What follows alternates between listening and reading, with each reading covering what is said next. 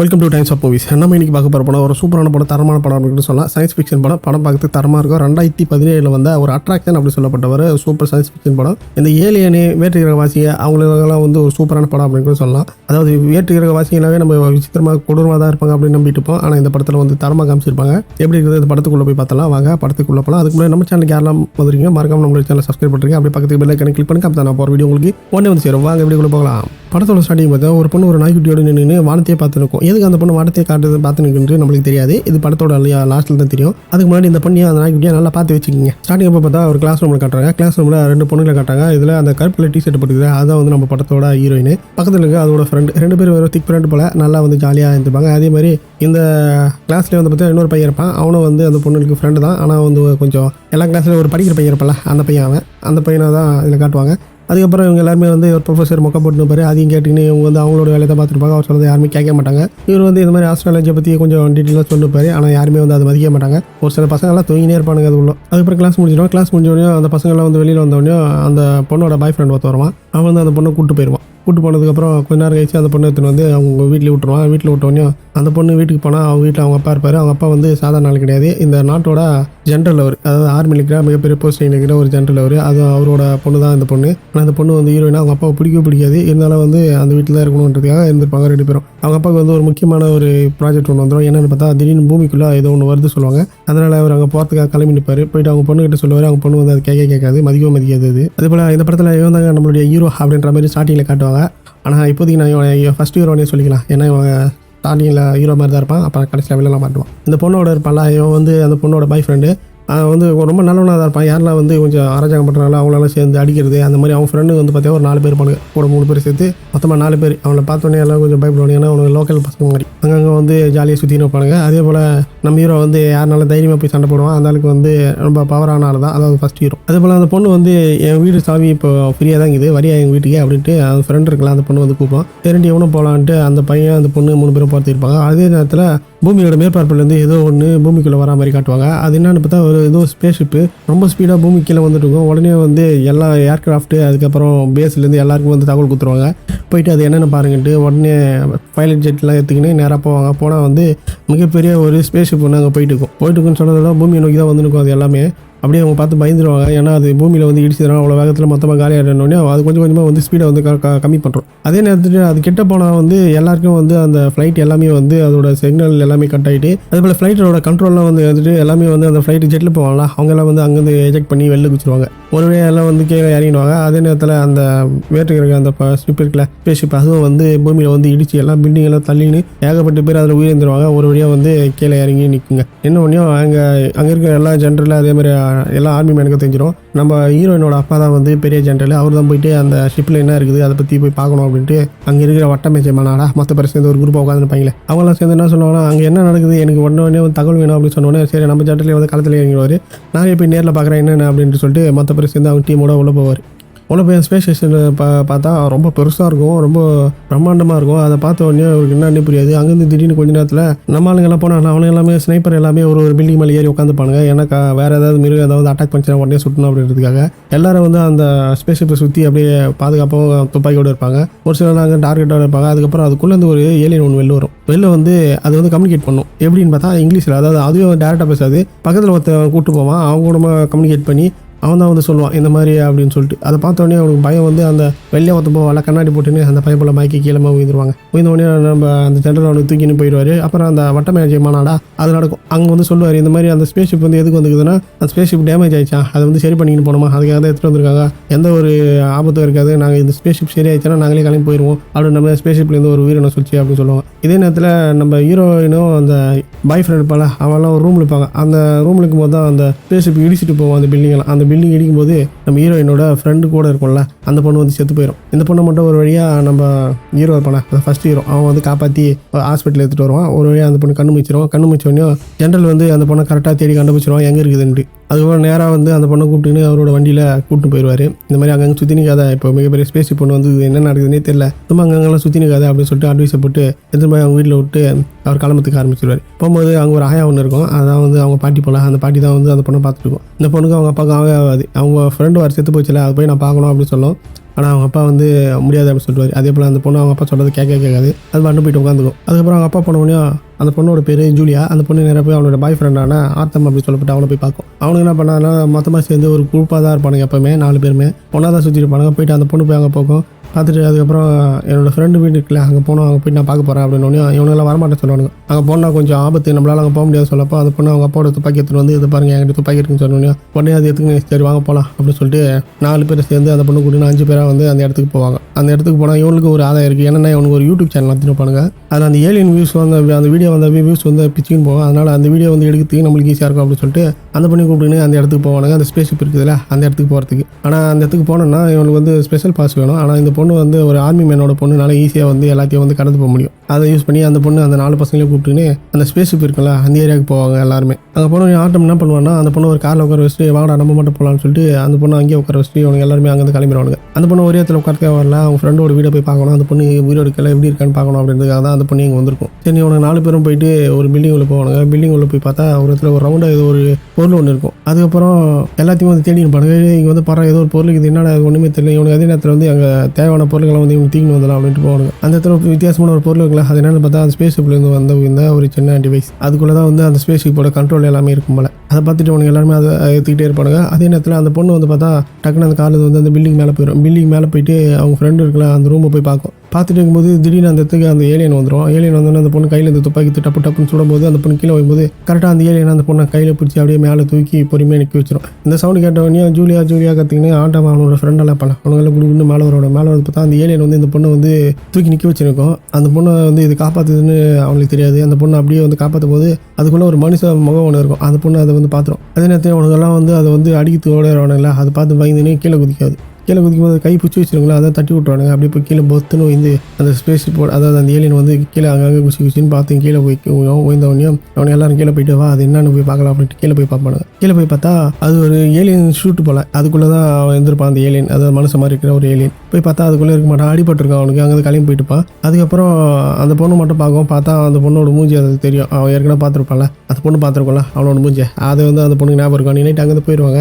அவனும் அங்கேருந்து அந்த ஸ்பேஸ் ஷிப்பை மட்டும் அதாவது அந்த ஸ்பேஸ் ஷூட்டை மட்டும் தூக்கி அவனுக்கு ஓடுறானுங்க. இந்த பொண்ணுக்கு நைட்டில் தூக்கமே வராது. அது என்னவா இருக்குன்னு யோசிச்சு நைட்லாம் சரி வேறு வழியாக இல்லைன்ட்டு அவனை போய் பார்க்கலாம்னு சொல்லிட்டு இந்த பொண்ணு நைட்டே வந்து கிளம்பி போயிட்டு அவன் உடம்பை வந்து எப்படி தேடி கண்டுபிடிச்சி அவன் உயிரோட தான் இருப்பான். அவனை ஒரு ட்ரக்கில் போட்டு கூப்பிட்டு வந்துடும். ஆனால் நேராக ஹாஸ்பிட்டலுக்கு எடுத்து போனால் இவன் வந்து மனுஷனே கிடையாதுன்னு கண்டுபிடிச்சிருவான்ட்டு அவன் ஃப்ரெண்டு ஒருத்தருப்பால அவனை கூட சேர்ந்து 2 பேரும் சேர்ந்து ஹாஸ்பிட்டல் எடுத்துன்னு போய் அவனுக்கு அந்த பொண்ணோட பிளட்டை ஏற்றி, ஏன்னா அந்த பொண்ணோட பிளட்டு வந்து அவனுக்கு செட் ஆகும். பிளட்டு ஏற்றி அந்த பொண்ணோட பிளட் மூலமாக அவன் எப்படி உயிர் பாய்ச்சுவான். உயிர் பாய்ச்சி உடனே அந்த பொண்ணு வந்து அவன் கை காலெல்லாம் கட்டி மொத்தமாக சேர்த்து அந்த பொண்ணோட ரூமுக்கு எடுத்து போயிடும். அதாவது அந்த பொண்ணோட ரூமுக்கு எடுத்துன்னு போயிட்டு அந்த இடத்துல கட்டி போட்டே வச்சுருக்கோம். அதுக்கப்புறம் அவன் ஃப்ரெண்டு கிட்ட சொல்லுவான், இது யாருக்கிட்ட வெளில சொன்னால் அவ்வளோதான் அப்படின்ட்டு. இவனுக்கு அந்த இடத்துல ஸ்பேஸ் ஷூட்டு மட்டும் எடுத்துகிட்டு போகலாம். அந்த இடத்துல ஒரு ரவுண்ட் ஒரு டிவைஸ் ஒன்று இருக்கும்ல, கண்ட்ரோல் டிவைஸு, அதை அவனை அங்கேயே விட்டு போயிடுவானுங்க. ஆர்மி வேணும் வந்து அதை தூக்கிட்டு வந்து அவனுக்கு என்ன இதுண்டு அப்படி செக் பண்ணலான்ட்டு அவனுக்கு எடுத்துன்னு போய் அதை பார்த்து நிற்பாங்க, செக் பண்ணிட்டு இருப்பாங்க. அதே சமயத்தில் இந்த மாநாடு ஒன்று நடக்கல, பெரிய எல்லா அதிகாரிகளும் சேர்ந்து சொல்லுவாங்க, இது ஏன் இந்த மாதிரி நடக்குது, ஏன் இந்த மாதிரி போயிருக்குது, என்ன அது ஸ்பேஸ் ஷிப் என்ன வேணுமா அப்படின்னு கேட்டப்போ, இல்லை அவங்க ஸ்பேஸ் ஷிப் வந்து டேமேஜ் ஆகிடுச்சு, அது சரி பண்ணி அவங்க போயிடுவாங்க அப்படின்னு சொல்லிட்டுருக்காங்க அப்படின்னு சொல்கிறாங்க. அதே நேரத்தில் நம்மளுடைய அந்த ஹீரோ ஹேக்கன் அப்படின்னு சொல்லப்பட்ட செகண்ட் ஹீரோ இவன் ஏந்துப்பாங்க. ஏந்தோடனே இவனுக்கு வந்து இந்த பூமியில் என்ன லாங்குவேஜ் பேசுகிறாங்கன்னு தெரியாது. ஃபஸ்ட் சைன் லாங்குவேஜ் பேசுவோம். அதுக்கப்புறம் வந்து இவன் பேசுகிற இங்கிலீஷ் எல்லாம் அண்டர்ஸ்டாண்ட் பண்ணின்னு ஓரளவுக்கு பேச ஆரம்பிச்சிடும். உடனே அந்த பையனுக்கு ஒரே ஷாக் ஆகிடும். அந்த பொண்ணு துப்பாக்கி எடுத்து பார்த்து மிரட்டி, மரியாதை எங்கேருந்து கிளம்பிடு, நீ இந்த பூமியிலே இருக்கக்கூடாது, இங்கேருந்து போயிரு, நீ எங்கள் பூமி அழிக்க வந்தியா அப்படின்னு சொன்னால் அவன் இல்லைன்னு சொல்லுவான்.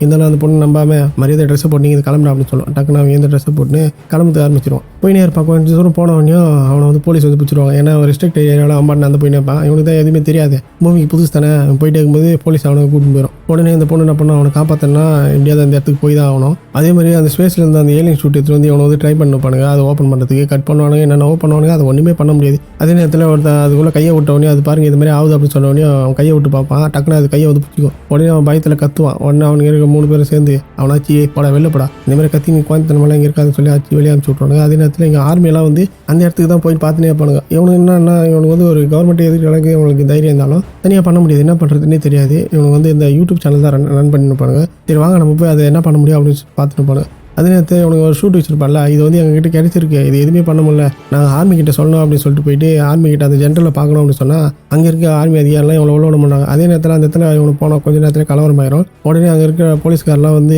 இவங்க ஃப்ரெண்டெல்லாம் வந்து நார்மலாக தான் போய் சொல்லுவாங்க, இந்த மாதிரி அந்த ஷூட் வந்து திருப்பி குத்தணுன்ட்டு. ஆனால் அவனுங்க புரிஞ்சிக்காமல் அவனுக்கு வந்தவங்களை போட்டு அடிச்சிருவானுங்க. உடனே அவங்களுக்கு கோவம் வந்துடும். கோவம் வந்து வெளியில் வந்து நான் போலீஸுக்கு எதிராக, அதாவது இந்த நாட்டுக்கு எதிராக தான் நான் வந்து இது பண்ண போகிறேன்னு சொல்லிட்டு இந்த ஆத்தமா அப்படின்னு சொல்லப்பட்ட ஹீரோவாக இருப்பான் ஸ்டார்டிங். அப்போ அவன் இப்போ வில்லனாக மாட்டுவான். உடனே அங்கேருந்து கிளம்பி போயிடுவான். அதே நேரத்தில் நம்மளோட ஹீரோ வந்து பிடிச்சிட்டு வந்திருப்பாங்களா உள்ள ஆர்மி மேன்லாம், அவங்களாம் வந்து அது உள்ள பிடிச்சிட்டு போவாங்க. அப்போ அந்த பொண்ணு வந்து பின்னாடி போவோம், அவனை வந்து காப்பாற்றணுன்றதுக்காக. ஒரு வழியாக அங்கேருந்து ஆர்மி மேனுக்கு காசு கொடுத்துட்டு அந்த பொண்ணை அவனை கூட்டின்னு வந்துடும். போகிற வழியிலேருந்து பேசினே போவோம், இந்த மாதிரி வந்து இந்த நாட்டில் அப்படியெல்லாம் பண்ண முடியாது, நீ போகாமலாம் போக முடியாது, அதுக்கான ரூல்ஸ் இருக்குது, கரெக்டாக வந்து ப்ராப்பராக தான் போகணும், ஒரு இடத்துல ஒரு மாதிரி தான் ஆளுங்க இருப்பாங்க, ஆர்மி மேன்ஸ் ஃபுல்லாக இங்கே இருந்தாங்களா அவங்களுக்கெல்லாம் ரெஸ்பெக்ட் கொடுக்கணும், இப்படி தான் பேசணும் அப்படின்னு சொல்லிட்டு அந்த பொண்ணு அவனுக்கு சொல்லிக்கிட்டே போவோம். அதே நேரத்தில் அவனுடைய டிவைஸ் ஒன்று இருக்குல்ல, அந்த ஷிப்பு கண்ட்ரோல் பண்ணுற டிவைஸ், அது வந்து அவங்க அந்த ஸ்பேஸ் ஷிப்போட இது வந்து ஆர்மி டீமில் தான் வச்சுருப்பாங்க. ஆர்மி இருப்பாங்களா பில்டிங்கு, அந்த ரூமில் வச்சுருப்பாங்க. ஸோ எப்படி இருந்தாலும் அங்கே போனல, அதனால் அந்த பொண்ணு போய்ட்டு அவங்க அப்பாவை பார்க்கணும் அப்படின்னு சொன்னால் அவங்க உள்ளோட மாட்டாங்க. அந்த பொண்ணு வந்து இந்த மாதிரி நான் ப்ரெக்னென்ட் ஆகிறேன், எங்கள் அப்பாவை பார்க்கணும் அப்படின்னு சொன்னோடனே சரின்னு விட்டுருவாங்க. அந்த பொண்ணு உள்ளே போய்ட்டு அவங்க அப்பா கிட்ட இந்த மாதிரி 3 மாதம் ஆயிடுச்சு அப்படின்னு சொன்னோடனே அவங்க அப்பா வந்து சண்டை போட்டு பேசிட்டு இருக்கும்போது அந்த பொண்ணு நைஸாக அவர்கிட்ட இருந்த அந்த ஐடி கார்டு எடுத்துட்டு அவங்ககிட்ட கொடுத்துட்டு நீ போயிட்டு அதை எடுத்துட்டு அப்படின்னு சொன்னோடனே இவன் நேராக உள்ளே போவான். உள்ளே போயிட்டு அங்கே இருக்கிற அந்த மிஷின் ஒன்று வச்சிருப்பாங்க, அதாவது கண்ட்ரோல் டிவைஸ் ஒன்று இருக்குல்ல, அதை நைஸாக எடுத்துன்னு வந்துடுவான். போயிட்டு எடுத்துகிட்டு வந்தோடனே அவங்க உடனே அங்கே இருக்க எல்லாருமே அலர்ட் ஆயிடுவாங்க, அலாரம் வச்சிருவாங்க. இவன் போகும்போது மாஸ்க் போட்டு தான் போவான், யாருன்னே தெரியாது. வரும்போது வந்து திரும்ப அந்த மாஸ்க்கெல்லாம் கட்டி விட்டு ட்ரெஸ்ஸை மாற்றிட்டு அந்த பொண்ணை கூட வந்து அவங்க அப்பாவோட மிலிட்ரி வண்டி ஏறி அங்கேருந்து வெளில போயிடுவான். வெளில போயிட்டு இந்த பொண்ணு அவனை வந்து ஒரு இது கொண்டு போவாங்க, டிஸ்கோ பார்ட்டிக்கு ஒன்று 2 டிக்கெட் இருக்குன்னு அவன் ஃப்ரெண்டு ஸ்டார்டிங்லேயே ஒன்று காமிச்சிருக்கும்ல, அந்த டிக்கெட் யூஸ் பண்ணி 2 பேரும் போவாங்க. அங்கே போன உடனே எல்லா டான்ஸ் ஆடிக்கும் போது அந்த பொண்ணு அந்த 2 கையை பிடிச்ச உடனே டக்குன்னு அவங்களுடைய உலகத்துக்கு அந்த பொண்ணை வந்து கூட்டு போயிட்டு என்ன இது அப்படின்ட்டு அந்த பொண்ணு கேட்டப்போ, இதுதான் வந்து எங்களோட பூமி, இங்கே தான் நான் வாங்குறேன், இந்த பூமியில் ஃபுல்லாகவே தண்ணி தான் மெயின், இதை வச்சு தான் நாங்கள் எல்லாமே பண்ண முடியும், அந்த மிஷின் எல்லாமே வந்து தண்ணினால தான் வந்து இதுவாகும் அப்படின்னு சொல்லிட்டு இருப்பான். எல்லாமே வந்து தண்ணி மூலியமாக தான் இந்த மிஷினே உருவாக்கப்பட்டது, இந்த கேலக்சியே வந்து பார்த்தா தண்ணினால மட்டும் தான் இருக்குது, இங்கே தண்ணி தான் ரொம்ப முக்கியம் அப்படின்ட்டு அந்த பொண்ணுக்கிட்ட சொல்லிட்டே இருப்பான். அதே நேரத்தில் அவன் தான் திருடனான்ட்டு ஆர்மி மேனுக்கு தெரிஞ்சிடும். அதனால் அவனை தேடினுப்பாங்க. அங்கே இருக்க ஒரு ஆர்மி மேன் கரெக்டாக கண்டுபிடிச்சி இவன் இங்கே அந்த டிஸ்கோ இது இருக்குல்ல அந்த இடத்துல இருக்கான்னு கம்யூனிகேஷன்ஸ் கொடுத்துருவான். உடனே அங்கே ஆர்மி மேன் வருவான். அங்கே இந்த பொண்ணு அவனை வந்து கிளம்பிடுவாங்க அங்கேருந்து போகிறதுக்கு. போயிட்டே இருக்கும்போது இப்போ ரொம்ப கிட்ட போயிட்டு அந்த பொண்ணு வந்து சரி நீ கிளம்பி போ அப்படின்னு சொன்னோடனே இவன் வந்து அங்கேருந்து கிளம்பி போயிட்டே இருக்கும்போது ஃபஸ்ட்டு ஹீரோவாக இருப்பான்ல, அதை ஆத்தன் அப்படின்னு சொல்லப்பட்டுவேன். அவன் இப்போ வந்து அந்த பொண்ணு வந்து இவனை லவ் பண்ணலாம், அவனை தான் லவ் பண்ண தெரிஞ்சவொடனே செம்ம கோவம் வந்துடும் அவனுக்கு. உடனே போயிட்டு அவனை செம்மடி அடிப்பான். அவங்க ஃப்ரெண்டெல்லாம் கூப்பிட்டு போயிட்டு அடித்து அவனை ரத்தமே வந்துடும். கடைசியாக வந்து அவனை பிடிச்சிக்கின்னு சுடும்போது கரெக்டாக அந்த பொண்ணு ஒரு துப்பாக்கி வச்சிருக்கான், அந்த துப்பாக்கி வந்து அவன் பிடிங்கி வச்சுருப்பாங்க. அந்த துப்பாக்கி எடுத்து அவனை சுடும்போது கரெக்டாக அவனோட ஃப்ரெண்டை போய் சுட்டுருவான். அவன் ஃப்ரெண்டு அந்த நேரத்தில் குண்டடி பட்டி செத்துருவான். உடனே அவனுக்கு பயந்து அங்கேருந்து குடுன்னு ஓட்டுருவானுங்க. இது எல்லாத்துக்கும் காரணம் அந்த ஏலியன் ஷிப்பு தானே, அந்த ஏலியன் மனுஷன் தானே, அந்த ஷிப்பு வந்து இங்கே இருக்கக்கூடாது, இதை வந்து காலி பண்ணோம் அப்படின்னு சொல்லிட்டு இவனுக்கு ஒரு யூடியூப் சேனல் ரன் பண்ணல. அதில் வந்து எல்லாருக்கும் வந்து ஒரு மெசேஜ் அனுப்பி விட்ருவான். இந்த மாதிரி வந்து நம்மளுக்கு தான் இந்த பூமி, இங்கே யாரும் வந்து அதாவது வேட்டுக்கிற வாசியெல்லாம் வரக்கூடாது, வேறு உலகத்துக்கு வரலாம், இது நம்மளோட பூமி நம்மளோட இடம் அப்படின்னு சொல்லிட்டு மொத்த பேரை கூப்பிட்டு ஒரு இடத்துல வச்சு எல்லாருக்கிட்டையும் பேசிடுவான். உடனே இது ஒரு பெரிய கலவரமாயிரும். எல்லாரும் வந்து அந்த இடத்த நோக்கி போகிறதுக்கு ஆரம்பிச்சிருவாங்க. போகிறவங்க சும்மா போகாமல் கையில் நிறைய கிட்டலாம் இவங்களே பிளான் பண்ணி எடுத்து வந்து வச்சிருப்பானுங்க. அதெல்லாம் எடுத்துக்கிட்டு போவானுங்க. அதே சமயத்தில் அவன் என்ன பண்ணுவான்னா, அந்த ஷூட் வந்து ஆர்மி கிட்ட கொடுக்க போனப்போ தானே அவங்க வச்சிட்டாங்க. அதனால் அந்த ஷூட்டை போய் இவன் போட்டுக்கின்னு போயிட்டு நம்ம ஆர்மி எதுக்கலாம் அப்படின்னு சொல்லிட்டு அதை போட்டுன்னு வரும்போது நம்ம ஹீரோ வந்து திரும்ப பிடிச்சிருவாங்க ஆர்மி மேன்ஸ்லாம் பிடிச்சோன்னா அந்த பொண்ணு என்ன பண்ணும், வேறு வழி இல்லை, இவனை எப்படியா காப்பாற்றி விட்டா தான் இங்கேருந்து போக முடியும்னு சொல்லிட்டு அந்த பொண்ணு துப்பாக்கி எடுத்து தனக்கு தனியாக வச்சுக்கின்னு நான் சுட்டுருவேன் இவனை உள்ளா அப்படின்னு சொல்லிட்டு அவங்க அப்பா கிட்ட இருந்து சாவி வாங்கின்னு அவங்க வந்து கூட்டு போயிடும். அதே சமயத்தில் ஷூட் போடுவான்ல, அந்த ஸ்பேஸ் ஷூட்லேருந்து வந்து அந்த ஏலியன் ஷூட், அதை வந்து நம்ம வெளில போட்டுக்கின்னு அவர் 2 பேர் தேடின்னு வருவான். அதே நேரத்தில் அங்கே இருக்க மக்கள்லாம் வந்து போனாங்களா அந்த ஸ்பேஸ் ஷிப்பை போய் அடிச்சு உடைச்சணும் அப்படின்ட்டு. அங்கே போனப்போ வந்து ஸ்பேஸ் ஷிப்லேருந்து நிறைய ஏலியன் ஷூட் கொண்டு வந்து, அதாவது ஏலியன்ஸ் எல்லாம் வெளியில் வந்து நிறைய மனுஷங்களெல்லாம் வந்து தடுத்து நிறுத்தும். யாருமே வந்து அது வந்து அடிக்க வரங்களா மட்டும் தான் தடுத்து நிற்கும். ஏன்னா அது ப்ரொடெக்ஷன் மட்டும் தான் பண்ணும், அதுக்கிட்ட யாரும் போகக்கூடாது அப்படின்றதுக்காக யாருமே அடிக்காது. அதே சமயத்தில் நீங்கள் ஆர்மி மேன்ஸும் வந்து நிறைய பேர் வந்துன்னே இருப்பாங்க.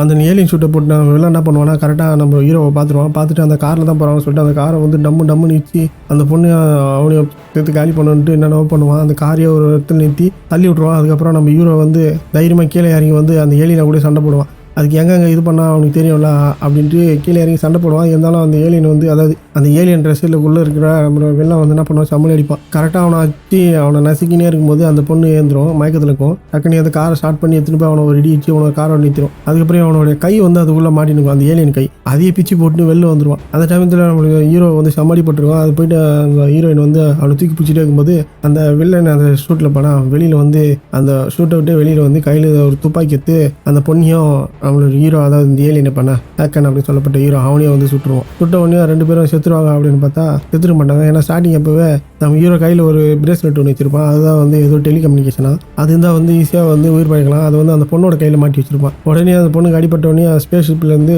நிறைய ஏலியன்ஸ் பாதுகாப்புக்கு வந்து அதெல்லாம் வந்து அவங்க 2 பேரையும் தூக்கிட்டு போய் ஒரு சின்ன பெட்டு மாதிரி இருக்கும், அதில் போட்டு மூடுவாங்க. அது மூடினோடனையும் அதில் அந்த பொண்ணை மட்டும் எப்படியோ வாட்டர் வந்து சர்க்குலேட் பண்ணி அந்த பொண்ணை காப்பாற்றி விட்டுரும். அதே மாதிரி நம்மளோட ஹீரோ வந்து இறந்துருவான். கொஞ்ச நேரம் கழிச்சு அதோட கண்ட்ரோல் இருக்கும்ல, அந்த கண்ட்ரோலில் திரும்ப ஸ்பேஸ் ஷிப்பில் வைக்கிறதுக்கு பிளான் பண்ணுவாங்க. அதுக்கு முன்னாடி வந்து அந்த ஜென்ரல் வந்து கேட்பாரு, என்ன இது, என்ன ஸ்பேஸ் ஷிப் அப்படின்னு கேட்டால், இது வந்து நாங்கள் வேற ஒரு கிரகத்துலேருந்து வரோம், இது எல்லாமே தண்ணியால் ஆகிறது தான், நாங்கள் வந்து தண்ணி யூஸ் பண்ணி தான் இந்த ஸ்பேஸ் ஷிப்பை வந்து கண்ட்ரோல் பண்ணுறோம். இந்த பூமிக்கு ஏன் வந்தீங்கன்னு கேட்டால், இல்லை பூமிக்கு வந்து நாங்கள் நிறைய வாட்டி வந்திருக்கோம், இங்கேருந்து நிறைய வாட்டி வந்து நிறைய டீட்டெயிலாக வந்து ஹேக்கர் தான் எங்களுக்கு கொடுத்துருப்பாரு, இவரோட லாஸ்ட் மிஷன் தான் இது வந்து ஃபெயிலியர் ஆயிடுச்சு, இவர் இறந்ததுனால இவர் தான் வந்து நிறைய கம்யூனிகேஷன் பூமியிலேருந்து எல்லாத்தையும் வந்து எங்களுக்கு தெரியும், பூமியில் எவ்வளோ மனுஷங்க இத்தனை வருஷமாக வாழறாங்க அப்படின்ற மொத்த டீட்டெயிலுமே வந்து ஸ்பேஸ் ஷிப்பில் இருக்குன்னா ஏஐ வந்து சொல்லிட்டு. அதுக்கப்புறம் கொஞ்ச நேரம் கழிச்சு அந்த பொண்ணு வந்து மூச்சிரும். ஆனால் நம்மளுடைய ஹீரோ வந்து மூச்சிக்க மாட்டான், ஏன்னா அவன் செத்துருப்பான். அப்படியே அந்த ஸ்பேஸ் ஷிப் வந்து கண்ட்ரோல் வச்சோன்னே இது வந்து ஆட்டோமேட்டிக்காக வந்து அந்த இடத்துக்கு திரும்ப போகிற மாதிரி செட் பண்ணிட்டு இருப்பாங்க. அதேமாதிரி உள்ளேருந்து வந்த அந்த ஏலியன்ஸ் எல்லாம் பார்த்தா எல்லாமே வெறும் ஷூட் மட்டும் தான், உள்ள ஆளே இருக்க மாட்டாங்க. அப்படியே அந்த படத்தை இந்த இடத்துல முடிப்பாங்க. அந்த ஸ்பேஸ் ஷிப் அப்படியே பறந்து மேலே போயிடும். நம்மளோட ஹீரோயினும் அவங்க அப்பா மட்டும் கீழே இருப்பாங்க.